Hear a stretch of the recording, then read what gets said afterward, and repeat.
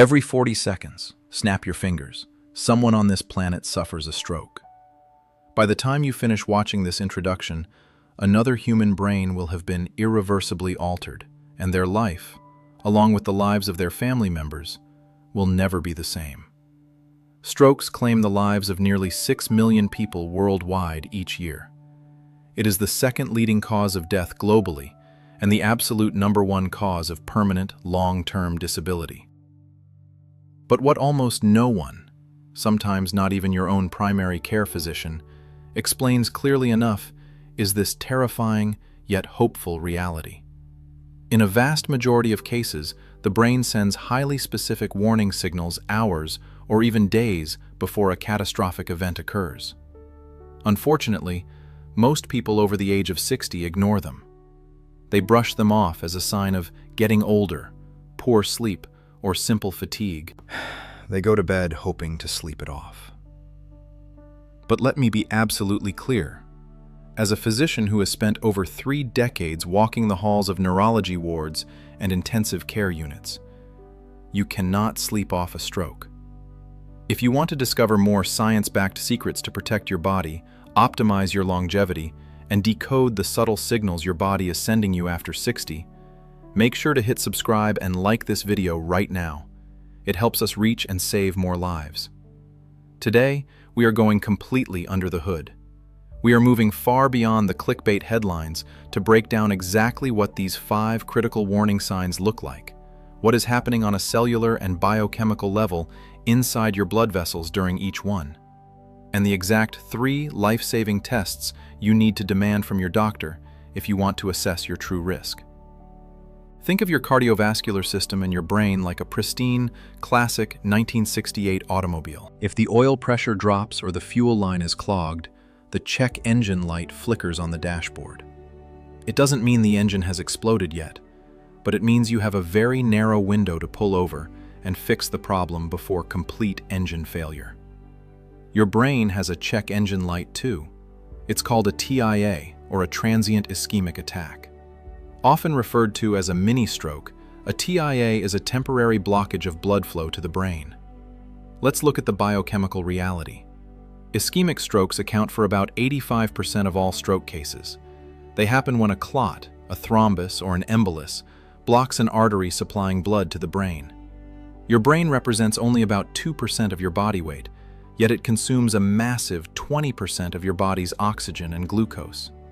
It is incredibly metabolically demanding. When blood flow stops, the clock doesn't just tick, it races. Brain cells begin to undergo a process called the ischemic cascade within 4 to 6 minutes. Without oxygen, the mitochondria, the powerhouses of your cells, fail to produce ATP. Think of ATP as the electricity grid for a major city. When the power grid fails, everything plunges into darkness. Without ATP, the ion pumps on the cell membranes fail. Calcium ions flood into the cells uncontrollably, triggering the release of an excitatory neurotransmitter called glutamate. This massive glutamate dump literally excites the neighboring brain cells to death in a process called excitotoxicity, leading to cellular apoptosis, or programmed cell death. When you experience a TIA, this process starts. But then the clot miraculously dissolves or dislodges just enough to restore blood flow before permanent necrosis sets in. The symptoms vanish, often within minutes to an hour. And this is the trap. Because the symptoms go away, 99% of people breathe a sigh of relief, think they are fine, and do nothing. But studies show that a TIA is the ultimate red flag. It precedes a major, catastrophic ischemic stroke very often within a terrifying 72-hour window. So, what are these 5 critical warning signs that happen during this window? Sign number 1. Temporary blindness in one eye, medically known as amaurosis fugax. Patients often describe this as a literal dark shade or a black curtain falling vertically over one of their eyes. It is painless, sudden, and deeply unsettling. What is happening here? The ophthalmic artery is the first branch of the internal carotid artery. If an atherosclerotic plaque in your carotid artery, located in your neck, ruptures, a tiny piece of debris or a microscopic blood clot can break off. It travels upstream and gets perfectly lodged in the central retinal artery. The retina is suddenly starved of oxygen, and vision goes dark. When the microclot breaks up, the curtain lifts. Many seniors think they just need new glasses, or they blame it on staring at the TV for too long. They rub their eyes, blink a few times, and pray it goes away. It is not just fatigue. It is an emergency warning that your carotid artery is shedding dangerous debris directly toward your brain. Sign number 2. Sudden numbness, tingling, or weakness on exactly one side of the body, known as paresthesia or hemiparesis. We all know the feeling of a limb falling asleep because we slept in an awkward position. But if you are sitting in your favorite chair, reading a book, and suddenly your left arm feels incredibly heavy, or the left side of your face starts to tingle and pull downward, this is a distinct neurological event. Your somatosensory cortex and motor cortex are mapped precisely to specific parts of your body. When a specific territory of these cortices is deprived of blood, the corresponding body part loses sensation or motor control. If you drop your coffee cup because your hand suddenly went weak, do not assume it's arthritis acting up. Let me share a story from my clinical practice. A few years ago, I treated a 74-year-old retired teacher named Eleanor. She was knitting while watching television when her right hand simply stopped working. She described it as feeling disconnected from her brain. The sensation lasted for about 20 minutes before returning to normal. Eleanor didn't want to bother her daughter, so she went to sleep. 3 days later, her daughter found her on the floor, unable to move the entire right side of her body. Eleanor had suffered a massive left hemisphere ischemic stroke. The temporary weakness in her hand was the TIA, the warning sign that was tragically ignored. Sign number 3, a sharp, inexplicable loss of coordination and balance. You might stand up to walk to the kitchen and suddenly feel like you are on the deck of a ship in a storm. You veer to one side, stumble, or cannot place your feet correctly. This points toward ischemia in the cerebellum, the part of the brain located at the back of your skull responsible for fine motor control, balance, and proprioception. Because this doesn't involve the classic face drooping or arm weakness, it is frequently misdiagnosed by patients themselves as vertigo, inner ear issues, or simply getting out of a chair too fast. Sign number 4. Speech impairment affecting expressive or receptive language. This is terrifying to witness. There are 2 main types of speech issues during a TIA. The first is dysarthria, where the speech is slurred and sounds like the person is intoxicated, caused by weakness in the muscles of the mouth and vocal cords. The second, and more profound, is aphasia. This involves the cerebral cortex. Expressive aphasia occurs when the Broca's area in the frontal lobe is starved of blood.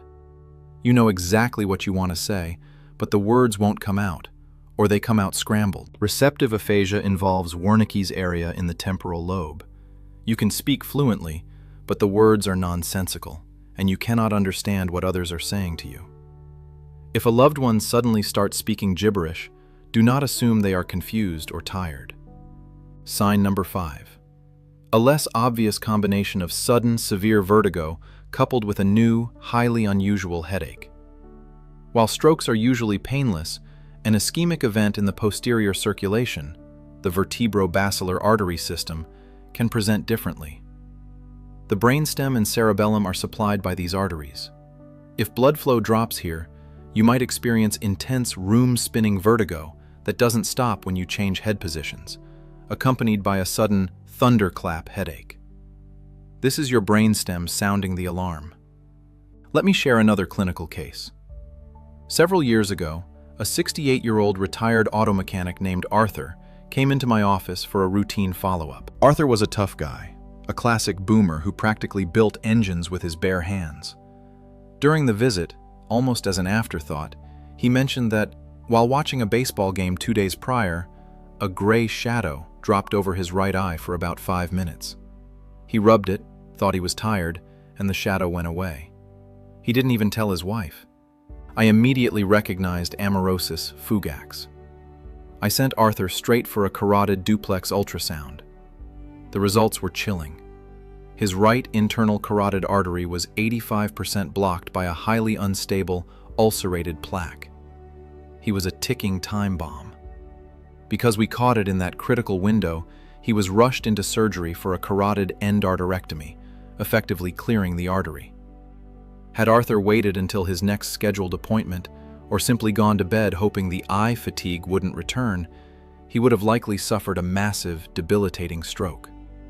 This brings us to the critical phase of this video. If you experience any of these signs, a microscopic clock has started ticking in your brain. You are in the terrifying 72-hour window. This is the time to act immediately. It is not the time to wait for a doctor's appointment next week. It is the time to go to the emergency room. But what if you haven't had these signs, and you want to proactively protect yourself? What is actually damaging your blood vessel walls from the inside out? Let's move beyond the simplistic "cholesterol is bad" narrative. The true villain is endothelial dysfunction. The endothelium is the delicate, single-cell inner lining of your blood vessels. It produces nitric oxide, a crucial molecule that tells your arteries to relax and widen, lowering blood pressure. When this lining is damaged, it becomes sticky. Plaque begins to accumulate. What damages it? High blood sugar, extreme blood pressure, and smoking. Chronically elevated glucose leads to the formation of advanced glycation end products, appropriately acronymized as AGEs. These literally caramelize the proteins in your blood vessel walls, making them stiff and brittle. High blood pressure acts like a power washer, physically tearing at the delicate endothelial lining. To assess your true risk, here are the 3 non-negotiable tests you must discuss with your healthcare provider after the age of 60. Test 1.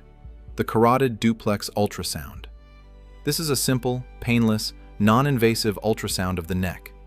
It allows us to look directly at the common internal and external carotid arteries.